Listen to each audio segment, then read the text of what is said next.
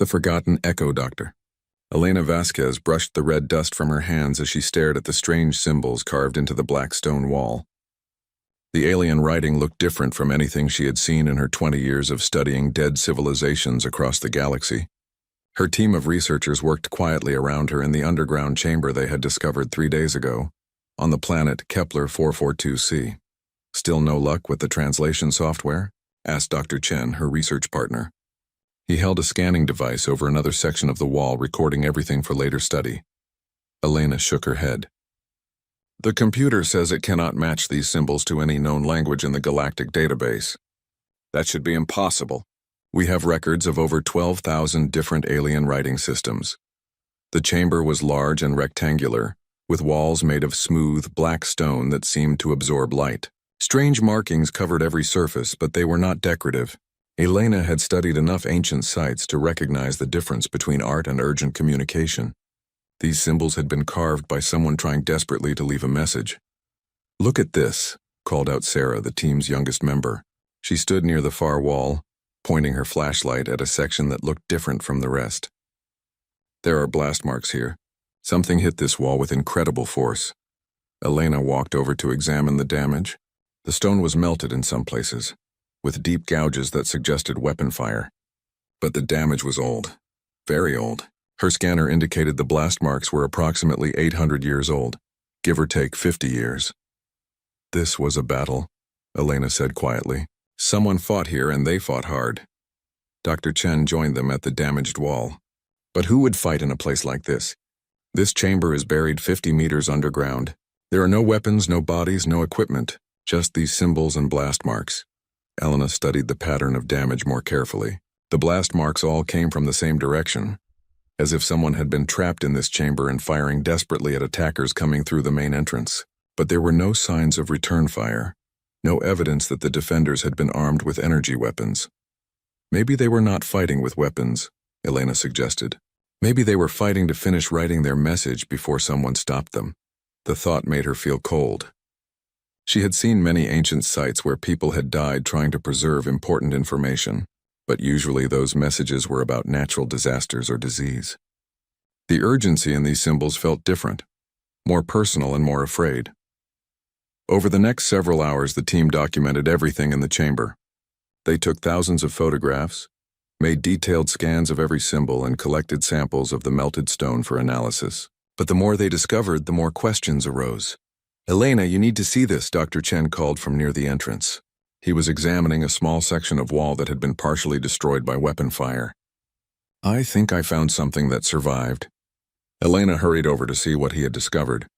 Hidden beneath a layer of melted stone was a small device no bigger than her thumb. It was made of a metal she did not recognize, and it had somehow survived 800 years of burial without any visible damage. "What do you think it is?" Sarah asked, peering over Elena's shoulder. "I think it is a recording device," Elena replied. She had seen similar technology used by other ancient civilizations to preserve important messages, but I've never seen one quite like this. Dr. Chen carefully extracted the device from the wall and placed it in a protective container. "We should take this back to the ship and analyze it properly. If it really is a recording device, it might help us understand what happened here." As they prepared to leave the chamber, Elena took one last look at the symbols covering the walls. Whoever had written them had worked quickly, with increasing desperation. The symbols near the entrance were neat and carefully carved, but those near the back wall were rough and hurried. The final symbols, carved near where they found the blast marks, looked like they had been scratched into the stone with fingernails. Back on their research ship, Elena connected the strange device to her computer system. At first, nothing happened. Then slowly the device began to emit a soft blue glow. The computer's speakers crackled with static, and then a voice emerged from the noise. The voice was unlike anything Elena had ever heard. It was not quite human, but not entirely alien either. It spoke in a language that sounded familiar but wrong, as if someone was trying to speak a language they had only half learned. But the universal translator managed to pick up fragments of meaning. "The humans, yeah," the voice said, filled with fear and exhaustion. "They never stop. They never forgive. We tried to explain, tried to make them understand. But they do not listen. They just keep coming. The recording dissolved back into static, leaving Elena and her team staring at each other in confusion and growing unease. "That cannot be right," Dr. Chen said slowly. "Humans do not hunt down entire species. We are known throughout the galaxy as peacekeepers and mediators." Elena replayed the recording several times, but the message remained the same. Someone, 800 years ago, had been terrified of humans, terrified enough to hide in an underground chamber and scratch desperate messages into stone walls before dying under human weapon fire. "We need to research this more carefully," Elena said finally. "I want to know everything about what humans were doing 800 years ago. Check the historical records, contact the Galactic Archives, and find out if there are any other sites like this one." Over the following days, Elena's team worked tirelessly to understand what they had discovered. But the more they investigated, the stranger things became. The Galactic Archives had detailed records of human activities going back 1,000 years, but there were odd gaps in the information. Certain events were mentioned briefly and then never discussed again. Some historical documents seemed to be missing pages or entire sections. Most disturbing of all, Elena discovered that several other archaeological teams had found similar sites across the galaxy. Underground chambers with unknown symbols, blast marks from human weapons, and recordings that spoke of fear and desperation. But none of these discoveries had been properly documented or studied. They had all been classified as minor historical curiosities and filed away. Elena realized she was looking at evidence of something that someone wanted forgotten. 800 years ago, humans had done something that required hiding. Something so significant that it had been systematically removed from historical records and buried on distant worlds. But the evidence remained, waiting in dark chambers for archaeologists like Elena to find it.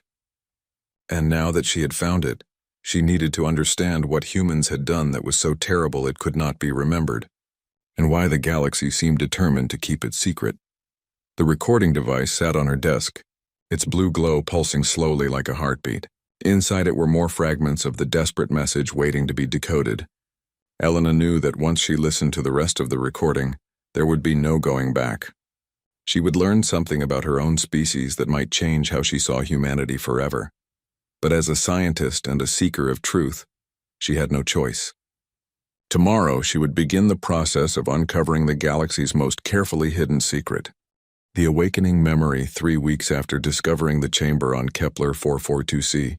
Elena stood in the vast halls of the Galactic Archives on the neutral world of Sanctuary Prime. The building stretched upward for kilometers, its walls lined with data storage systems containing the collected knowledge of thousands of civilizations. If answers existed anywhere, they would be here.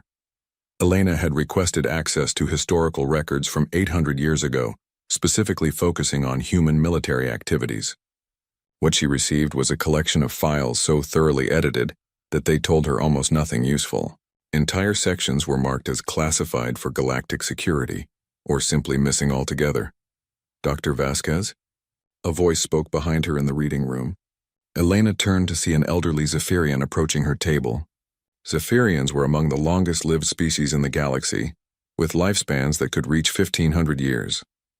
This one looked ancient even by Zephyrian standards, with silver-blue skin marked by the deep lines that came with great age. "I am Keeper Voss," the Zephyrian said in the whistling accent of his people. "I have been working in these archives for over 900 years. I understand you are researching human military history from the 8th century before present." Elena nodded carefully. "Yes, I am trying to understand some archaeological discoveries my team has made, but the records seem incomplete." Keeper Voss settled into a chair across from Elena with obvious difficulty. His movements were slow and deliberate, as if each action required great effort. "Dr. Vasquez, in my 9 centuries of work here, I have learned that some gaps in historical records exist for good reasons." "What do you mean?" Elena asked. The old Zephyrian was quiet for a long moment, staring at the data pad in Elena's hands. When he finally spoke, his voice was barely above a whisper. "There are things that happened in the galaxy's past that were so terrible, so destructive, that the surviving species agreed they should be forgotten. Not just ignored or classified, but actively erased from memory." Elena felt her heart beating faster. "Are you talking about something humans did?" Keeper Voss looked around the reading room nervously, as if checking to see who might be listening. The room was nearly empty, with only a few other researchers working at distant tables. I was young when it happened, barely past my first century, but I remember the fear. The entire galaxy was afraid of what humans had become. What did we become? Elena pressed. Unstoppable, Voss replied simply. For 6 months, human fleets moved through space like a plague. They were not exploring or trading or negotiating. They were hunting. And what they were hunting? He paused, shaking his head. No one speaks that name anymore. It has been erased from every database, every record, every memory that could be altered. Elena leaned forward in her chair. But you remember? I remember fragments, Voss admitted. I remember the emergency sessions of the Galactic Council, where species after species begged the humans to stop. I remember trade routes being abandoned because no one wanted to accidentally encounter a human fleet. I remember the fear in everyone's eyes when they spoke about what the humans might do next. What were they hunting? Elena asked. What species could make humans act that way? Keeper Voss was silent for such a long time that Elena wondered if he had fallen asleep. Zephyrians sometimes entered brief meditative states when processing difficult memories.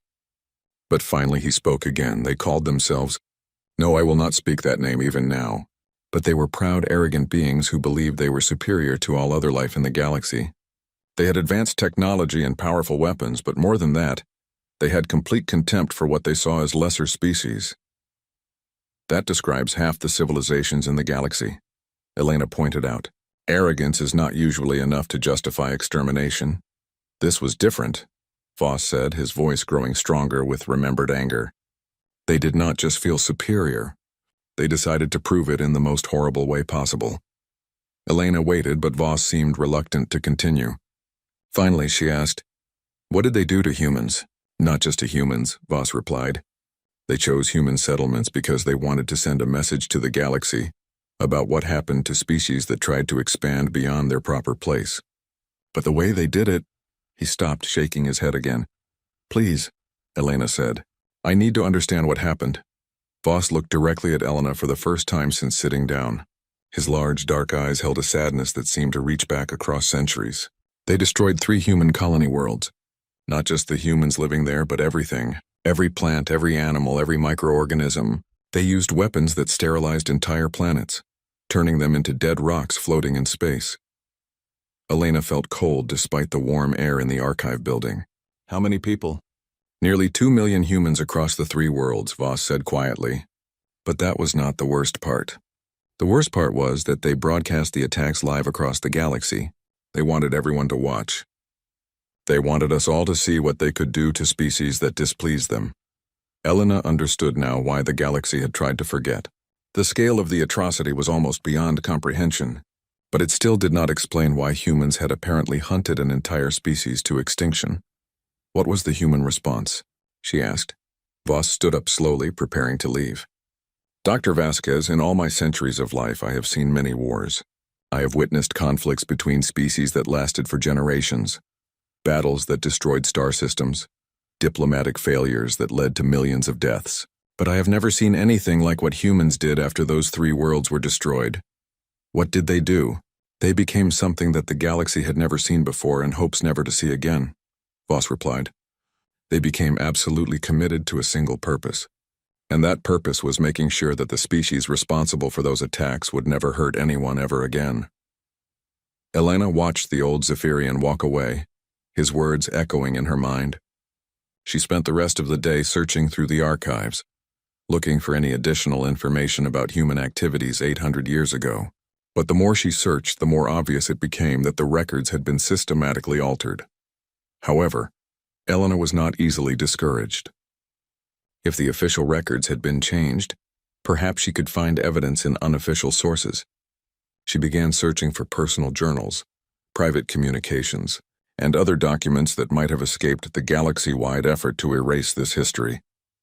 Late that evening, Elena found what she was looking for in the personal archive of a Corinthian trader who had lived during the period in question. Corinthians were obsessive record keepers, documenting every detail of their business transactions and travels. This particular trader had written detailed journal entries about the economic disruption caused by what he called the human war. According to his journal, human fleets had systematically destroyed every settlement, outpost and ship belonging to the unnamed species. But what made the journal entries particularly disturbing was the trader's description of how methodical and patient the humans had been. They did not attack in anger or passion, but with cold, calculated precision. The humans track them like hunters following wounded prey, one journal entry read. They do not hurry because they know their quarry cannot escape. They follow every trail, investigate every rumor, search every system where survivors might be hiding. They are not trying to win a war. They are trying to make sure that when they are finished, no trace of their enemy will remain. Elena read through dozens of similar entries, each one painting a picture of humans as an implacable force that could not be reasoned with, bargained with, or stopped. The picture that emerged was terrifying, but it was also puzzling. This did not sound like the humanity she knew. As she prepared to leave the archives that night, Elena realized she had only begun to understand what had happened 800 years ago. She had learned that humans had been capable of systematic destruction on an unprecedented scale, but she still did not know why they had chosen such an extreme response. Tomorrow she would continue her research. She would find out what could drive her gentle, diplomatic species to become the monsters described in these hidden records. The unforgivable Elena finally found the complete records buried in the emergency archives of the Galactic Medical Corps. Medical records, it seemed, were harder to alter than historical documents. The galaxy's medical organizations had kept detailed files on every major disease outbreak, natural disaster, and mass casualty event for over 1,000 years. And what had happened to the human colonies 800 years ago definitely qualified as a mass casualty event. Dr. Sarah Chen, no relation to Elena's research partner, had been the chief medical officer assigned to investigate the attack on New Terra, the first human colony to be destroyed. Her report was clinical, detailed, and absolutely horrifying. Elena read the report alone in her hotel room on Sanctuary Prime, having copied the files to her personal datapad. As she read, she began to understand why the galaxy had worked so hard to erase this history from memory. New Terra had been a thriving agricultural colony with a population of just over 600,000 humans. They grew crops that fed dozens of other human settlements and traded peacefully with several alien species in the region. The colony was known for its universities, its art museums, and its beautiful botanical gardens that contained plant species from across the galaxy. According to Dr. Chen's report, the attack had been preceded by several days of ominous communications. Ships belonging to the unnamed species had appeared in the New Terra system and broadcast a message to the entire galaxy. Elena found a transcript of that message buried in the medical files. People of the galaxy, the message had begun, you have allowed a primitive and dangerous species to spread beyond their homeworld. Humans believe they have the right to claim territory among the civilized races of the galaxy. Today we will demonstrate why this belief is incorrect. Watch and learn what happens to species that do not know their proper place. The attackers had given the colonists on New Terra 12 hours to evacuate. But evacuation was impossible. The colony's spaceports and communication systems had been destroyed in the first wave of attacks. The 600,000 people on New Terra were trapped on their world with no way to call for help and no way to escape. What happened next had been broadcast live across the galaxy on every major communication network. Elena found recordings of the broadcasts in the medical files, marked as evidence for war crimes tribunals that had apparently never taken place. She forced herself to watch the recordings, though she had to pause several times to collect herself. The weapons used by the attacking species were unlike anything she had seen before. They did not simply destroy buildings or kill people. They unmade life itself on a molecular level. The process was slow and deliberate. It began with the planet's plant life, which withered and died over the course of several hours. Then the insects and small animals began to collapse, followed by larger creatures. The humans on New Terra had time to understand what was happening to them before they died. In the final hours of the broadcast, the cameras showed empty cities where 600,000 people had lived just days before. Every street was filled with the remains of what had once been a thriving civilization. But the attackers were not finished. They continued using their weapons until even the bacteria in the soil were destroyed, leaving New Terra as a lifeless ball of sterile rock. Similar attacks followed on the colonies of Hope's End and New Canaan. Each attack was broadcast live, and each one followed the same horrifying pattern. The attackers wanted the galaxy to watch. They wanted everyone to understand the fate that awaited species that tried to expand beyond what they considered appropriate boundaries. Elena found records of the galactic response to these attacks. Emergency sessions of the Galactic Council had been called, with representatives from hundreds of species condemning the attacks and demanding justice. But the species responsible had simply responded that they were providing a valuable lesson to the galaxy about the natural order of things. Most disturbing of all, Elena discovered that some species had actually supported the attacks. Several civilizations had sent messages congratulating the attackers for putting the humans in their place and expressing hope that similar lessons would be taught to other upstart species. The human response had been swift but initially restrained. Human representatives had appealed to the Galactic Council for justice, asking for the attackers to be arrested and tried for genocide. When the council proved unable to take action, the attackers were too powerful and had too many supporters. Humans had announced they would pursue justice through their own means. Elena found the transcript of the final human statement to the Galactic Council, delivered by Admiral Sarah Morrison 3 days after the destruction of New Canaan. The statement was brief and direct. The species that destroyed our colonies has demonstrated that they consider mass murder to be an acceptable form of political communication. They have shown our children no mercy and have promised to show no mercy to other species they consider inferior. We cannot allow this threat to continue existing in the galaxy. We will pursue these criminals until they surrender unconditionally and face justice for their crimes. If they choose not to surrender, we will pursue them until none remain to threaten anyone ever again. Most of the Galactic Council had assumed the humans were making empty threats. Humans were known as a diplomatic species, skilled at negotiation and compromise. Even their military forces were primarily used for peacekeeping and disaster relief.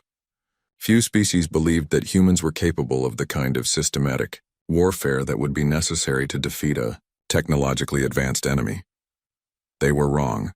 Elena found shipping records that showed the massive mobilization of human resources that began immediately after Admiral Morrison's statement. Every human world had contributed ships, supplies, and personnel to what humans called the Justice Fleet. Scientists who had never worked on military projects began developing new weapons. Engineers who had spent their careers building hospitals and schools began designing warships. But the most significant change was in the humans themselves. Elena found personal communications from human colonies that showed how quickly and completely human society had transformed itself. Normal activities had stopped. Art, entertainment, sports, and other peacetime pursuits were abandoned. Every human settlement became focused on a single goal: providing whatever support the Justice Fleet needed to complete its mission. The first engagement between human forces and the attacking species had taken place near the Vega system, just 2 months after the destruction of New Canaan. Elena found battle reports that described the encounter in clinical terms, but even the dry military language could not hide the ferocity of the fighting. The attackers had been confident in their superior technology and greater numbers. They had expected to defeat the human fleet quickly and then deliver another lesson about the futility of challenging their authority. Instead, they found themselves facing an enemy unlike anything they had encountered before. Human ships had fought with complete disregard for their own safety, ramming enemy vessels when their weapons were exhausted, and using their damaged hulks as weapons against other targets. Human crews had continued fighting even when their ships were crippled and their life support systems were failing. The battle had ended with the complete destruction of the attacking fleet, but at a terrible cost in human lives. Similar battles had followed across the galaxy, each one demonstrating that humans would accept any sacrifice necessary to achieve their goal. But the attackers had still believed they could win through their superior technology and numbers. They had retreated to their heavily fortified homeworlds and prepared for a siege, confident that the humans would eventually give up and return home. They had been wrong about that too. Elena closed the datapad and sat in the darkness of her hotel room, trying to process what she had learned. 800 years ago, her species had been capable of something that most of the galaxy still found unthinkable. They had committed themselves to the complete destruction of another intelligent species, and they had pursued that goal with patience, determination, and skill that had terrified everyone who witnessed it. But Elena was beginning to understand why. The recordings from New Terra, Hope's End, and New Canaan had shown her what humans had been responding to. The systematic murder of nearly 2 million innocent people, broadcast live as entertainment and education for the galaxy. What would any species do when faced with such an atrocity? What would she do if someone destroyed her homeworld and killed everyone she had ever known, just to prove a point about their own superiority? Elena was not sure she wanted to know the answer to that question. The relentless Hunt Elena spent the next week tracking down military records that had somehow escaped the galaxy-wide effort to erase this history. She found them in the most unlikely places: personal letters sent to families, supply requisition forms filed by logistics officers, even maintenance schedules for warships that had participated in what humans called the Justice Campaign. What emerged from these scattered records was a picture of warfare unlike anything the galaxy had seen before or since. This was not a conflict between governments fighting over territory or resources.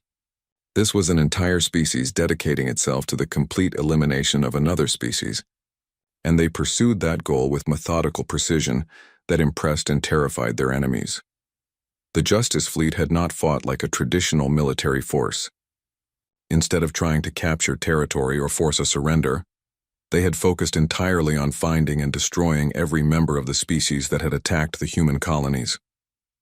They tracked fleeing ships across interstellar space, followed refugees to remote systems, and investigated every rumor of survivors hiding in unexplored regions of the galaxy. Elena found a personal journal written by Captain James Rodriguez, commanding officer of the human warship Remembrance. His ship had been assigned to hunt down survivors who had fled to the Outer Rim territories, far from the main centers of galactic civilization. Rodriguez's journal entries showed how the Justice Fleet had approached this task. Day 847 of the campaign. One entry read, "We received intelligence that a small group of survivors has established a hidden base in the Kepler 438 system. The base is well concealed and heavily defended, built inside an asteroid to avoid detection.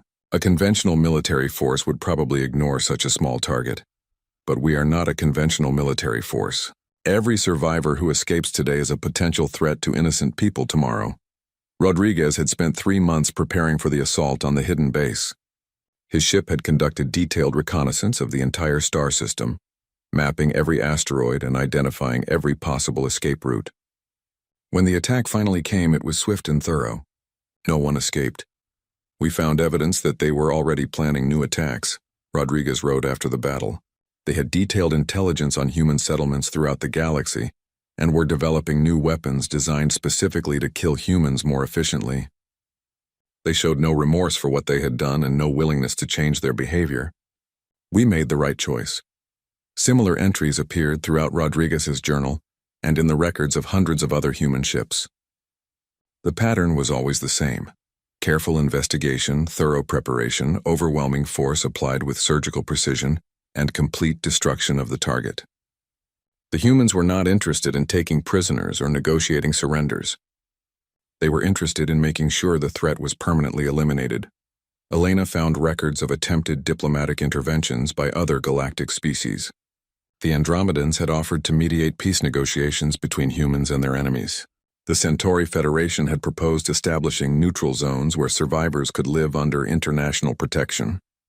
The Zephyrian Republic had even offered to relocate all survivors to isolated worlds where they could live in exile without threatening anyone. The human response to all these proposals had been the same.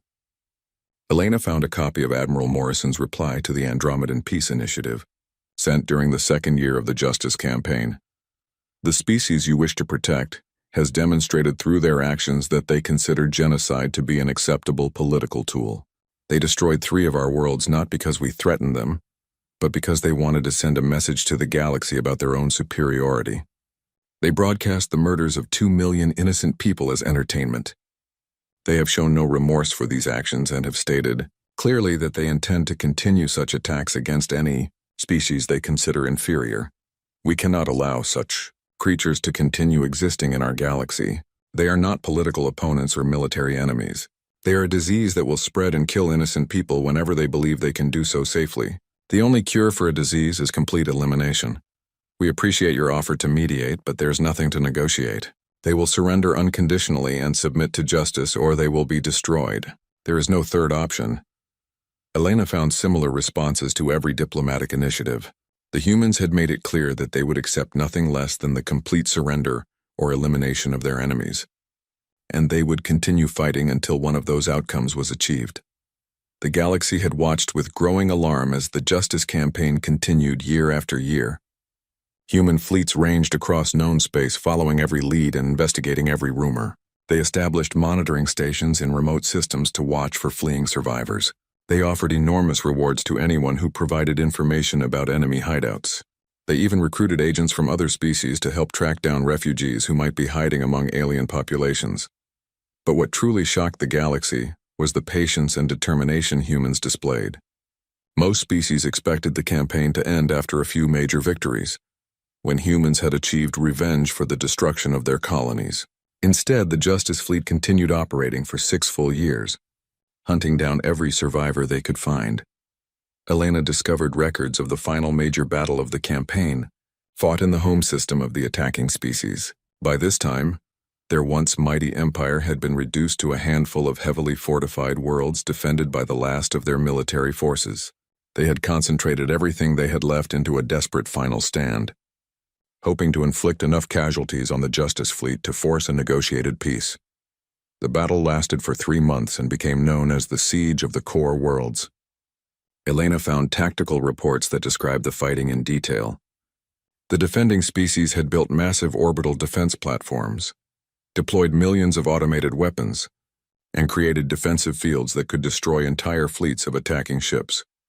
The humans had approached this final challenge with the same methodical patience they had shown throughout the campaign.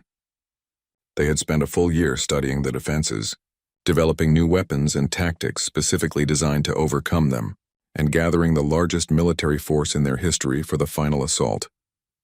When the attack began, it was not the desperate charge that the defenders had expected. Instead, the humans had systematically dismantled the defenses piece by piece, using new technologies and tactics that their enemies had never seen before. They had accepted enormous casualties without wavering, replacing destroyed ships with new ones, and continuing the assault until the defenses were completely overwhelmed. The final entry Elena found was from the personal log of Admiral Morrison, recorded on the day the last enemy stronghold fell. "It is finished," the Admiral had written. "We have confirmed the elimination of the last military forces and civilian populations of the species that destroyed New Terra, Hope's End, and New Canaan. Our intelligence networks have found no evidence of any survivors hiding in remote systems. After 6 years and 4 months of continuous operations, we have achieved our objective. The galaxy is now safe from the threat these creatures represented.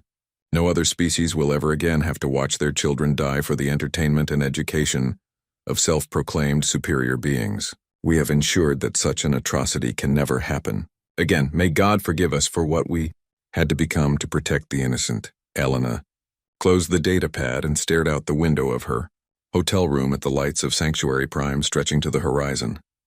800 years ago, her species had demonstrated a capacity for systematic destruction that had shocked the galaxy into silence. They had pursued their enemies with patience and determination that bordered on obsession, accepting any sacrifice necessary to achieve their goal of complete elimination. But they had achieved that goal.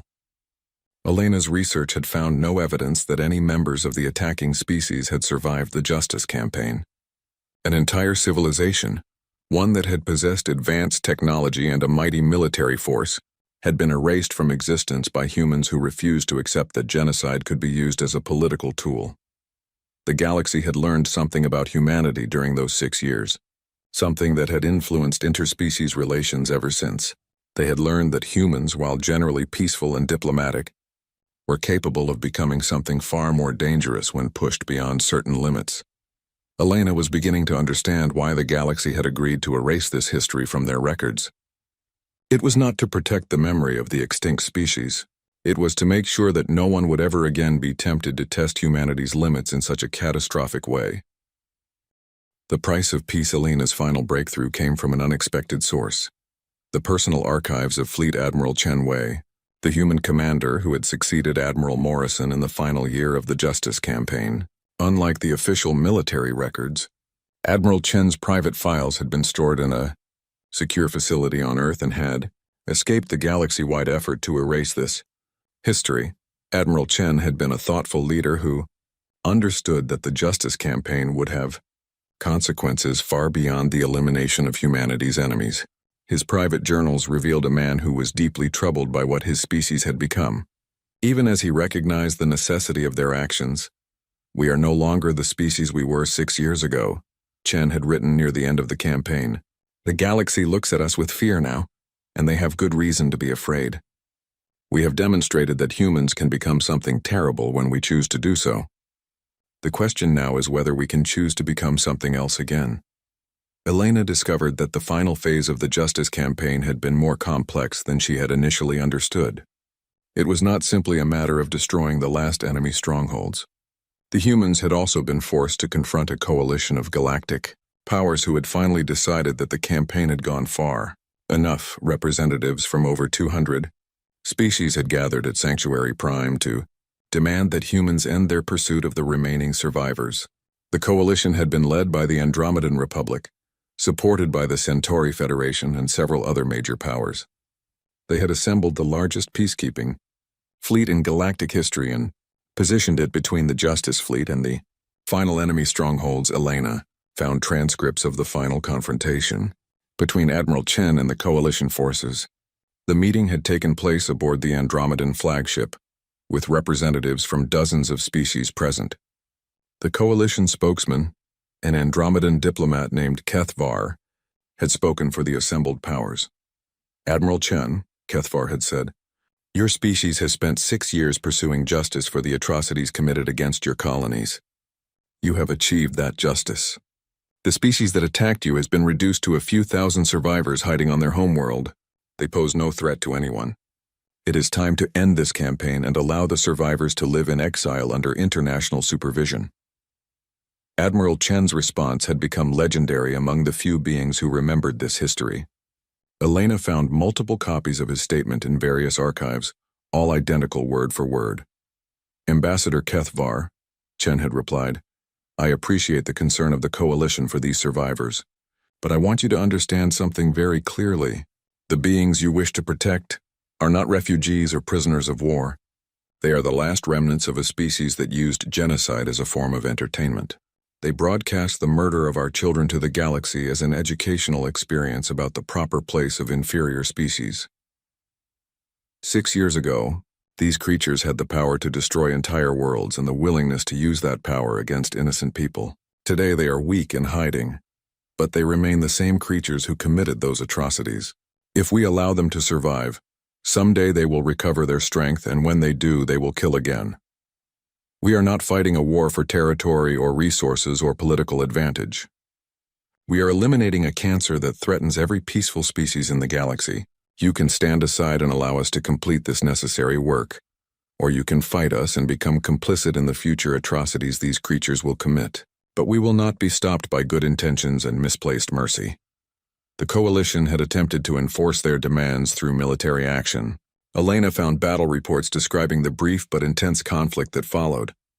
Human ships had fought through the coalition blockade with the same ruthless efficiency they had shown throughout the campaign, accepting heavy casualties but never wavering from their objective. What had shocked the coalition was the complete unwillingness of human forces to be deterred by superior numbers or the moral authority of the international community. They had fought as if nothing in the universe mattered except completing their mission, and their enemies had finally begun to understand what they were truly facing. "We are not dealing with a military force that can be defeated or a government that can be negotiated with," one coalition commander had reported after his fleet was scattered by human forces. "We are dealing with an entire species that has decided something must be done, and they will not stop until it is done. I do not think anything in the galaxy can stop them except the complete achievement of their objective." The coalition had withdrawn after 3 days of futile fighting, leaving the humans to complete their work. The final battle for the enemy homeworld had lasted only 6 hours. Elena found no detailed records of that battle, only a brief notation in Admiral Chen's journal. It is finished. May history judge whether we chose correctly.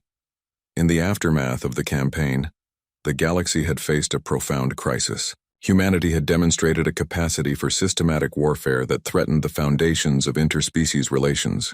If humans could decide that an entire species deserved to be eliminated, what would stop them from making similar decisions about other species that offended or threatened them?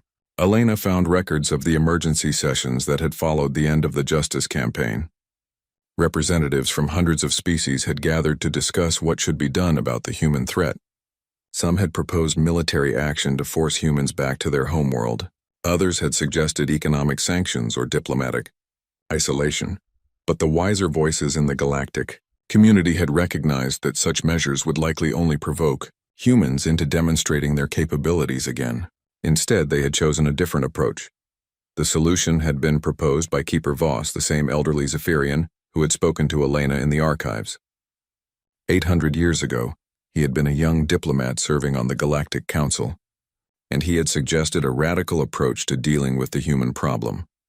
Rather than treating humans as a threat to be contained, the galaxy would invite them to become peacekeepers and mediators for interspecies disputes. Humans would be given the responsibility for maintaining galactic stability and preventing the kind of atrocities that had triggered the Justice campaign. The proposal had been controversial, but it had also been brilliant.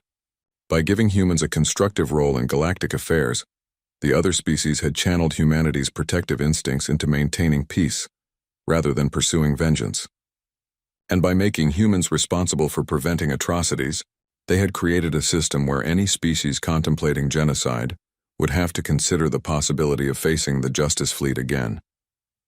Elena found a copy of the treaty that had established this new order. The language was formal and diplomatic, but the meaning was clear. Humans would serve as the galaxy's protectors, with the authority to intervene in conflicts that threatened innocent life.